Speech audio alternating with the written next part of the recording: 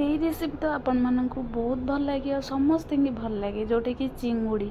तो चिंगुड़ी छेचा, चिंगुड़ी तरकारी, चिंगुड़ी fry, chilli चिंगुड़ी तो बहुत बढ़िया लगे जहाँ भी बनईदे आ समस्त भी भल लगे खाइबा।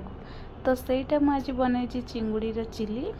तो आपण मानक केमती लगे निहाती लाइक शेयर सब्सक्राइब करेंगे। तो फास्ट टे चिंगुड़ी की मुझे भलसे धोईकी भाजी नौ। तो जेहेतु आज बड़ बड़ चिंगुड़ी आसला भाविली आज चिली बनई आपको सेयार करी तो बहुत बढ़िया लगे। तो ये चिंगुड़ी की अल्प तेल पकई फ्राए कर नौ। तो जोटा कि बेसी फ्राए करेंगे चिंगुड़ी चिली तो टाणा होगले टे खाइबा भल लगे। तो हल्का एमती टिके लाल हवा पर्यंत भाजी ने। तापर चिंगुड़ी हो सारा बाहर करना गोटे जगार। तापर कौन करेंगे ना चिली एमती बड़ बड़ खंड करके पियाज काटने जो पियाज एमती बड़ बड़ टे पकईबे तो खाइबा को भल लगे। तो पियाज को आम 1 ରୁ 2 मिनट फ्राए करवा, बेसी भी फ्राए करवानी। तो ये देखिए तापर 2टा लंका पकईदेली। ये कैप्सिकम मोर थिला लाल आ ग्रीन येलो रो। तो भाविली से पकईकी बनईदेवी तो बहुत बढ़िया लगे कलर टिके देखा। तो एमती बड़ बड़ खंड करके चिली काटी नहीं। तो ये देखते पियाज एमती हो सारा तो बेसी भी भाजबेनी।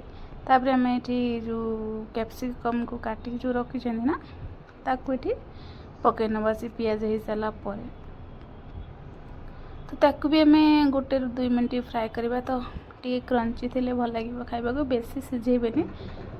आम चिली बनाऊँ तो टे गोली देके 2 मिनट ताकू मुझे कवर कर नौ। 2 मिनट रू बेसी कवर करेंगे तो बेसी सिझेबेनी। तो तापर ये जो चिली गोटे सॉस तैयार करवा जो सोया सॉस आउ ये चिली सॉस राग आपड़ जी खाइबे से हिसाब रे टमाटो सॉस दे दूची। तो टिके सॉस रो क्वांटिटी टिके अधिका रखिबे टिके भल लगे। ये देखो आमर बढ़िया से 2 ରୁ 3 मिनट पूरा फ्राए हो जाइए। तो बेसी आम फ्राए करवानी को आगे गोले नवा भल से गोले कौन करवा ना जो सॉस आम ये बनई ना सेटा को एबे देदेबा। तो आपड़ या बदल टे कॉर्नफ्लोर बा राइस फ्लोर टिके पकई पारे।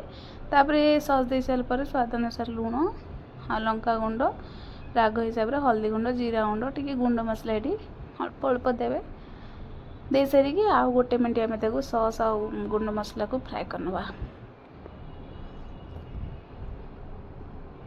तो 1 मिनट फ्राए कर सारा आम कौन करवा ना ये जो चिंगुड़ी की भाजिकी रखी तो ताकू ये देदेबा।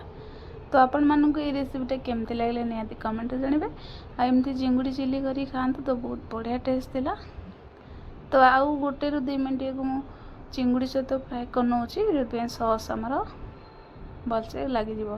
तापर रेडी होगा आम चेंज रेडी लंच चिकेन कषा माछ फ्राए गोटा। तो आज लंच रे ये सब बनी सालाड चिंगुड़ी चिली ये दही बैगण मिक्स संतुला गोटे ये। तापर ये रोहू माछ मसला। तो आज लंच यहाँ था।